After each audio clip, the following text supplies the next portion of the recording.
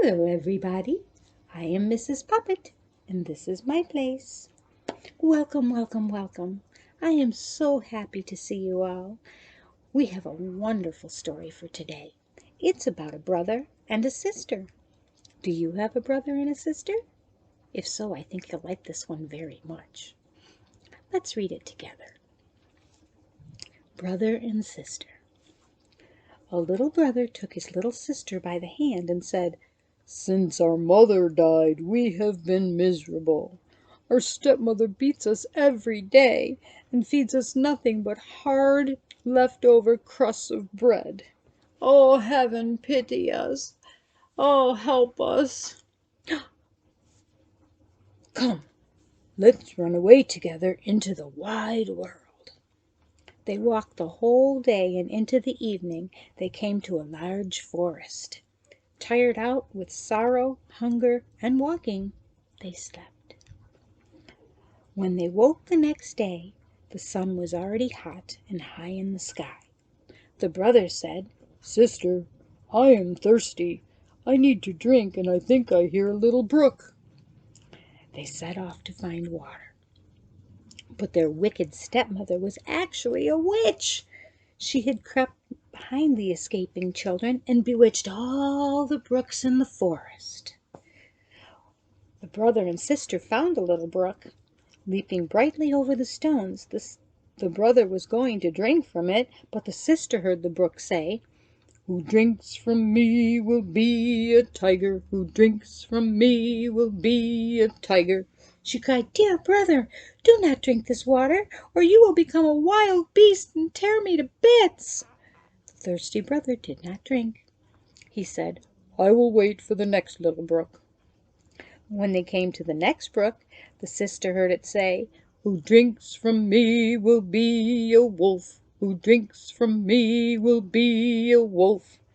She cried out, "Dear brother, do not drink this water, or you will become a wolf and eat me."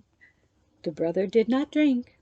He said, "I will wait till we get to the next brook, but then I must drink because I am very thirsty."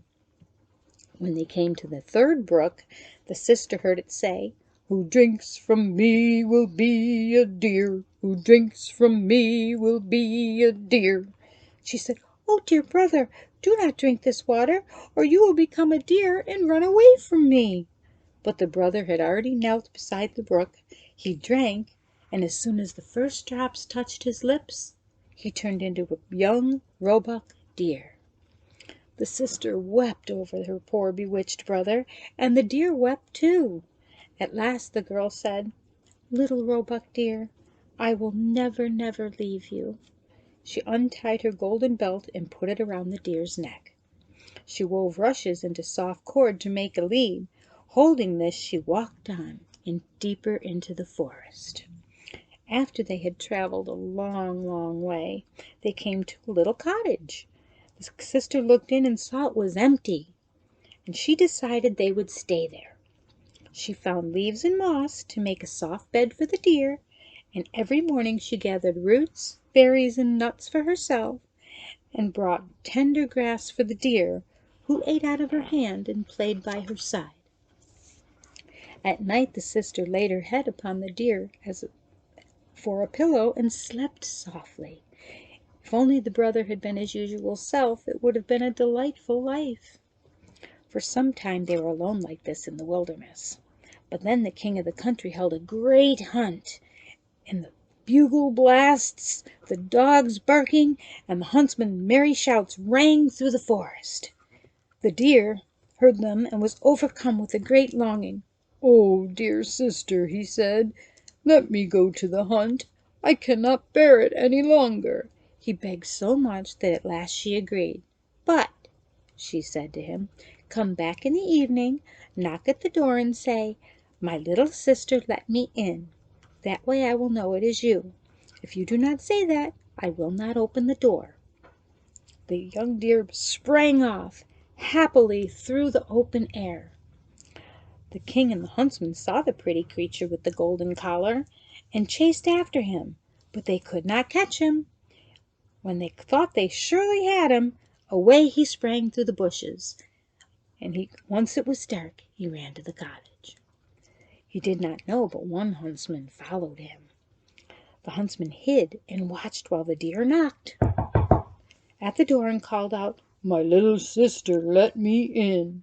The huntsman saw the door open, and the deer jumped inside, and he rested the whole night on his soft bed. The king's huntsman went to the king and told him what he had seen. The king said, "Tomorrow we will hunt once more." When the king heard the bugle horn again, the ho ho of the huntsman, he had no peace. The sister begged him to stay, saying, "This time they will kill you, and I'll be all alone in the forest." "Then you will have me die of grief," answered the deer. "When the bugle horns, I feel as if I will jump out of my skin." So the sister opened the door for him with a heavy heart, saying, "Return in the evening and say your password." The deer, full of joy, once again bounded into the forest. When the king saw the pretty deer with the golden collar, he said to his men, Chase him all day long till nightfall, but take care that no one does him any harm." Then as soon as the sun set, the king asked his huntsman to show him the cottage. He knocked and called out, "My little sister, let me in." The door opened and the king walked in. There stood the most lovely, beautiful girl he had ever seen. At first the sister was frightened, seeing a man with a golden crown upon his head instead of her little deer, but the king looked at her kindly, stretched out his hand, and said, "Will you come with me to my palace and be my beloved wife?" "Yes, I will," answered the sister, "but the little deer must come with me. I cannot leave him." The king said, "He shall stay with you as long as you live, and have everything he needs." Just then the deer came running in. The sister tied him with the cord of rushes, took it in her hand, and they went away with the king, who married the lovely girl with pomp and ceremony. She was now the queen, and they lived for a long time happily together. The deer was cherished and ran about the palace garden happily.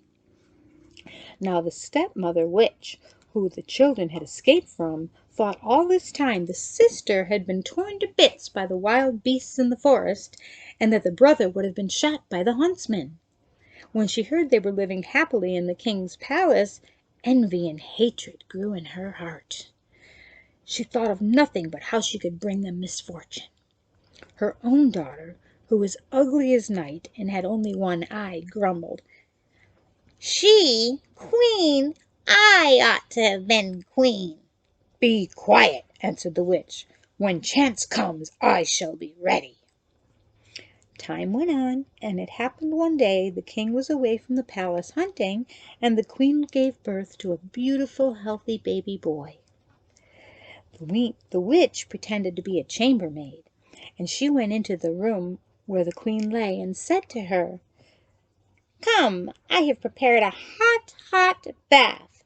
It will rebuild your strength. Hurry, before it gets cold." The witch and her one-eyed daughter carried the weak queen into the bathroom. They put her into a hot, hot bath, and then shut the door and ran away. They had made a fire in the room with such deadly heat that the beautiful young queen soon died. When this was done, the old witch took her daughter and put a nightcap on her head, and told her to lie in the queen's bed. She gave her the shape and the look of the queen, only she could not change the one eye. She told her daughter to lie on that side so the king would not see the missing eye. In the evening, when the king came home, he heard he had a son, and he was very happy. He did not realize a false queen was lying in his bed. That night, at midnight, when everyone else slept, the nurse sitting at the baby's cradle saw the door open, and the true queen appeared like a ghost. The nurse slipped out of the room to tell the king, who crept into the room to hide and watch. The ghostly queen took the baby boy out of the cradle, laid him in her arm, and fed him. She then took up the baby's pillow, laid him down again, and covered him with a quilt. Nor did she forget the deer. She went into the corner and stroked his back. As she turned to go, the king, who could not restrain himself, he said, "You can be none other than my beautiful dear wife." She answered, "Yes, I am your dear wife." And at that same moment she came back to life again. By God's grace she became fresh and rosy and of full health. She told the king about the witch and her daughter's evil deed. The king ordered that they both be tried. Judgment was delivered against them. The witch's daughter was taken to the forest, where she was torn to bits by wild beasts. The witch was cast into a fire and burnt. As soon as she was burnt, the deer changed shape, returning to his human form. So the king, the sister, the brother, and the baby boy lived happily ever after in the palace. Wasn't that a wonderful story? I think that it says a lot about brothers and sisters, because they stick together and they help each other no matter what. And that is truly wonderful. I hope you liked the story. If you did, please leave a comment in the comments below, for I'd love to see what you think. Anyway, it's been wonderful being together again, and I can't wait to see you again next time.